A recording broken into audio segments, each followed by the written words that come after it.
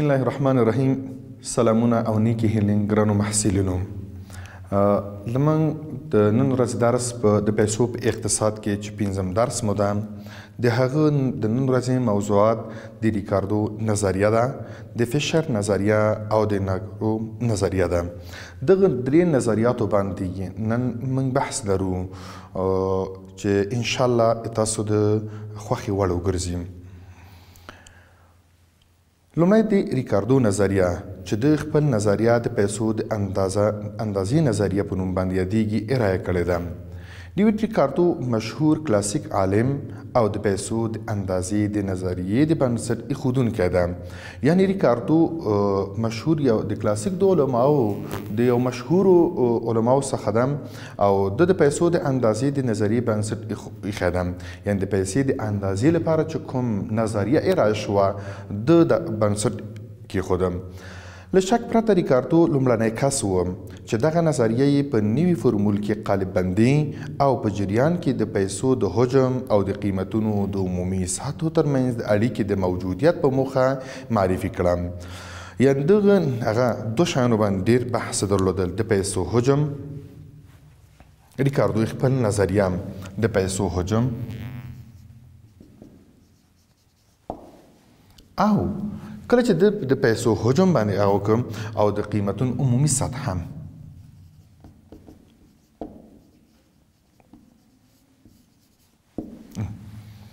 د دغه دواړو ترمنځ د اړیکې په مورد یې خپل نظریه ارائه کړه.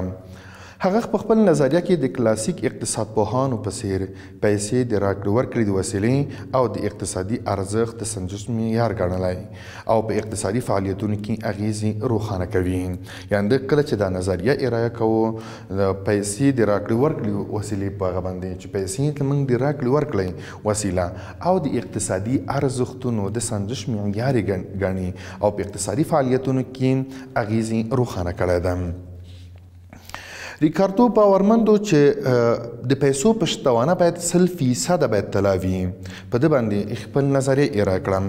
هغه په دې عقیده و چې د قیمتونو عمومي سطح کې تغییرات د پیسو په مجموع مقدار پورې اړه لري. یعنې څه معنا لري؟ کله چې هغه ارائه کړه و د قیمتونو په سطح کې قیمتونو سطح کې تغییرات د کې چې څومره تغییرات راځي د قیمتونو په سطح کې چې څومره تغییرات راځي او د پیسو د مجموعي مقدار پورې اړه لري. د قیمتونو سطح د پیسو مجموعي مقدار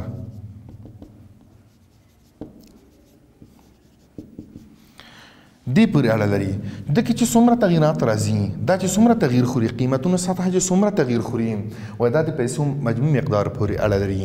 که دا مجموعي مقدار زیاتېږي قیمتونو سطح کې قیمتونو سطح هم لوړېږي او کله چې د پیسو مجموعي مقدار کمیږي نو د قیمتونو سطح هم په همدې شکل باندې. ریکاردو خپل نظرونه په لاندې تابع کې روښانه کړی ده. هغه یو تابع ارائه کړ. هغه ویلي چې ام دا مساوي کیږي ام د پیسو مقدار ښودلی ده. دا مساوي کیږي پی ضرب ټي. پی ضرب ټي یعنې د پیسو مقدار مساوي کیږي د قیمتونو سطحه پی د قیمتونو سطحه او ټي د معاملاتو د تولید حجم په یو ټاکلي دوره کې. یعنې ټي دا کمیتونه که موږ واضح کړو دلته ام دا د پیسو مقدار مجموعي مقدار ښیي د پیسو مجموعي مقدار پی د قیمتونو سطحه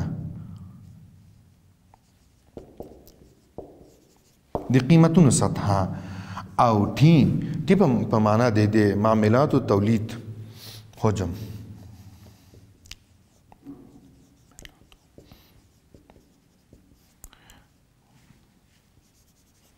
د معاملاتو تولیدي حجم خو په یو ټاکلي دوره کې یو ټاکلي دوره کې د خپل ماډل ارائه کوم. ویل چې ام مساوي کیږي پی ضرب د ټي. پی سمانا ټي سمانا ام سمانا ام د پیسو مجموعي مقدار درته ښیي او پی د قیمتونو سطحه ښودونکی ده او ټي د معاملاتو تولید حجم خو په یو ټاکلي دوره کې درته وښودله. په پورته تابع کې په دغه تابع کې چې موږ ارایه کړه ام په مجموعي عرضه په یو ټاکلي وخت کې د دوراني پیسو اندازه پی د قیمتونو عمومي سطحه او ټي د معاملاتو ټولیز حجم ده چې په یو ټاکلي دوره پورې اړه لري. په دې بنسټ داسې پایله ترلاسه کیږي چې د ټولو کاري فرصتونو تر شرایط لاندې یعنی معاملاتو د حجم ثابتوالی یعنی چې ټي دلته ثابت وي د قیمتونو سطح ثابتوالی او د پیسو په حجم کې تغییرات په مستقیم ډول د نرخونو عمومي سطحه هم منعکس کوي. یا په بل عبارت سره کې ووایو که چیرې د ام اندازه زیاته شي ام اندازه زیاته شي نو په همغه کچه په پی کې زیاتوالی او برعکس کله چې د ام اندازه کم شي نو په همغه اندازه پی کې کموالی راځي. څه معنا څه مفهوم لري؟ موږ ویل چې زموږ د ټیکه ثابت شي د معاملاتو تولیداتو حجم ثابت شي که چیرته په ام کې تغییر راشي ام کې تغییر څه معنا لري؟ یعنی که چیرته ام کې زیاتوالی راغی ام کې زیاتوالی راغی د پیسو په مقدار کې ام په پیسو مقدار کې یعنی عرضه چې کله پیسې عرضه کیږي مقدار د تخي که د کې تغییر راشي نو په د کې هم تغییر راځي په پی کې او پی یعنی قیمتونو سطح کې هم تغییر راځي. کچیرې په ام کې تغییر راشي ام اندازه کم شي یعنی د پیسو مجموعي مقدار کم شي نو په دې کې هم تغییر راتلی شي چې دا حالتونه سره لري. نو د ریکاردو نظریه هم همدا و چې د پیسو د حجم او د قیمتونو عمومي سطحې ترمنځ ارایه کوو درته تاسو ته د خپل ماډل ارایه کړم چې درته ویل چې د پیسو مقدار د قیمتونو سطحې پورې اړه لري یعنی څومره چې زموږ مقدار زیاتیږي په همغه اندازه په قیمتونو کې فرق راځي او که چیرته زموږ د پیسو مقدار کمیږي په همغه اندازه په قیمتونو کې تغییر راځي یعنی سطحې کمیږي. دا د ریکاردو نظریه چې په لنډ ډول سره متشریح کړم. دوهم نظریه د فشر نظریه ده. فشر یو عالم چې خپل نظریه یې په 1880 کال څخه فشر خپل نظریه چې ارایه کړه.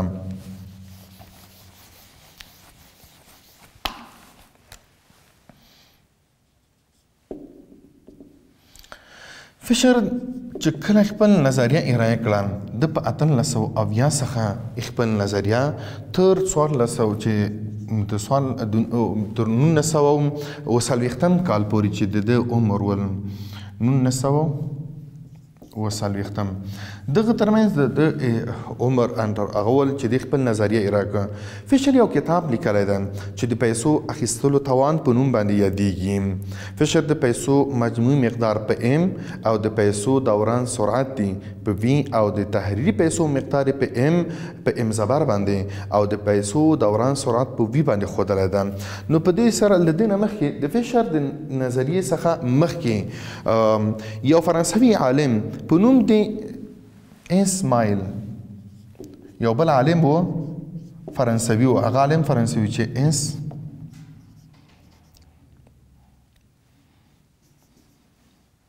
اسماعیل په نوم باندې یو عالم و د خپل نظریه ارایه وکړه. دا د ریکاردو پلاویانو څخه و او په دې عقیده و چې د مجموعي پیسو ترڅنګ د پیسو دوران هم رول لري. د پیسو دا په دې عقیده و چې د پیسو مجموعي څومره چې پیسې مقدار لرو د مجموعي پیسو ترڅنګ چې کله د موږ د پیسو مقدار باندې بحث کوو ام باندې بحث کوو وایي د دې ترڅنګ وایي د پیسو دوران د پیسو مقدار د پیسو دوران سرعت وای دا هم مهم رول لري. د مقدار سره د پیسو مقدار سره د پیسو دوران سرعت هم وای مهم رول لري. د فشر د پیسو مجموعي مقدار په ام مجموعي مقدار چې د کله د فشر خپل نظریه ارایه کړه نو د په څو شیانو باندې هغه وکم. اول دا چې هغې د پیسو مقدار په ام باندې وښودم. د پیسو مقدار ام په ام باندې وښودم او د پیسو دوران سرعت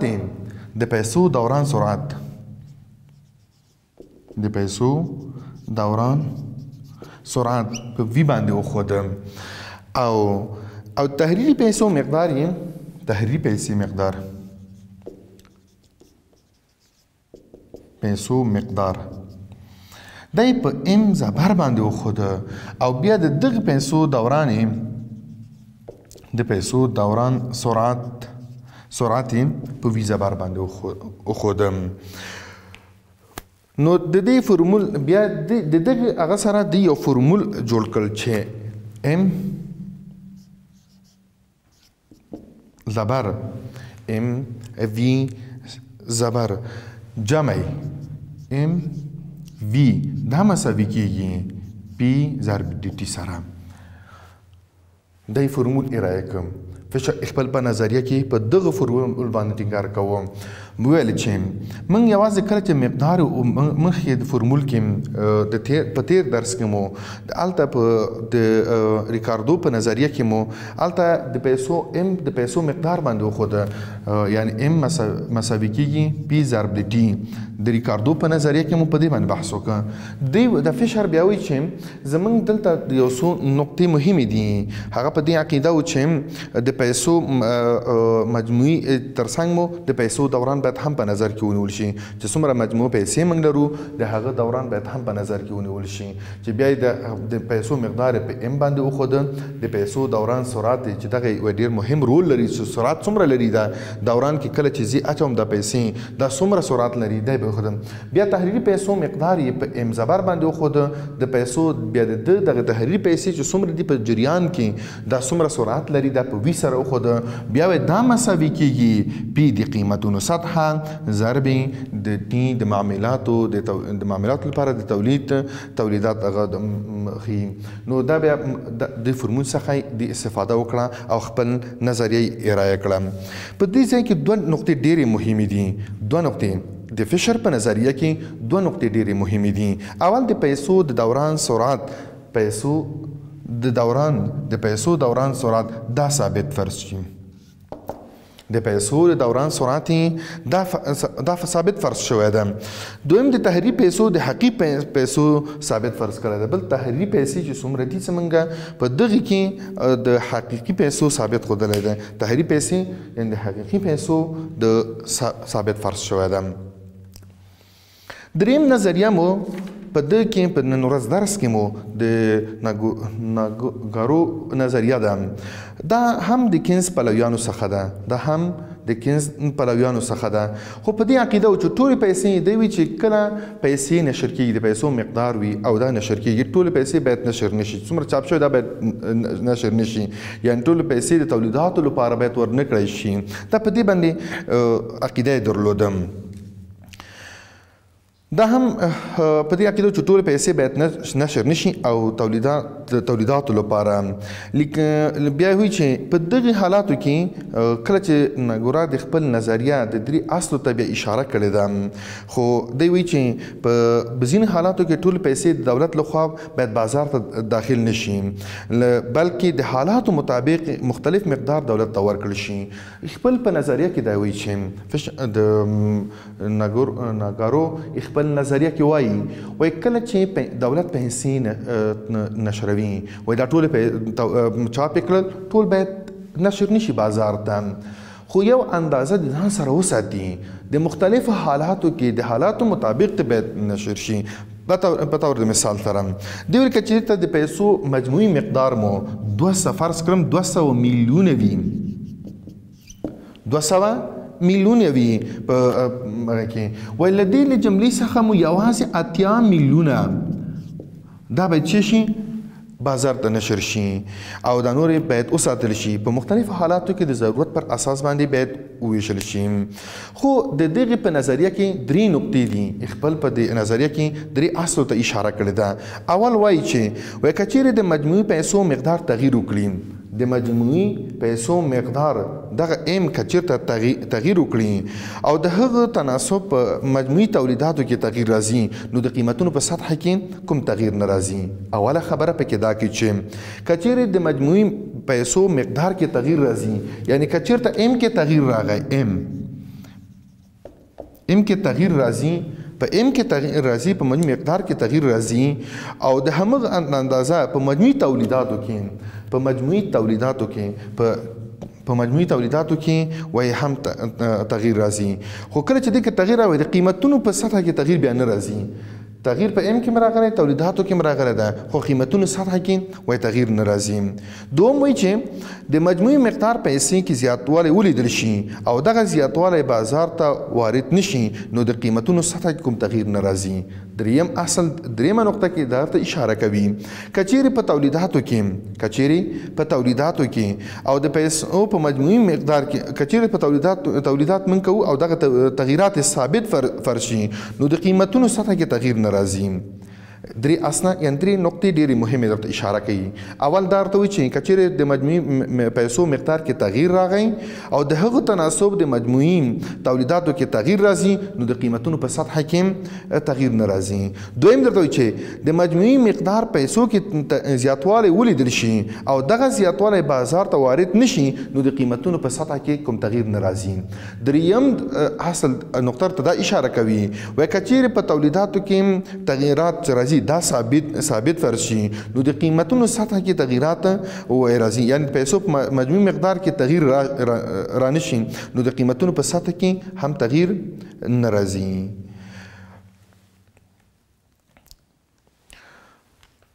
نو محصلینو زمونږ لومړی فصل همدې ته پای ته ورسېدل. په لنډ ډول ته راویلی شو چې د پیسو اقتصاد د علم د هغه برخه ده چې پیسې او د پیسو اړونده عمل کار پکې تجزیه او تحلیلیږي. یعنی په لنډ ډول د ټول خلاص د فصل درته تاسو ارایه کړم. د پیسو اقتصاد د هغه برخه ده چې پیسې او د پیسو اړوند عمل کار پکې تجزیه او تحلیلیږي. بل ویل چې پیسو اقتصاد په نړۍ کې له مهمو اقتصادي موضوعاتو څخه ده. د اقتصادونو په پیسو کېدو د پولي او اسعاري سیاستونو رول ارزښت د هرې ورځې په تېرېدو ډېر شوی ده.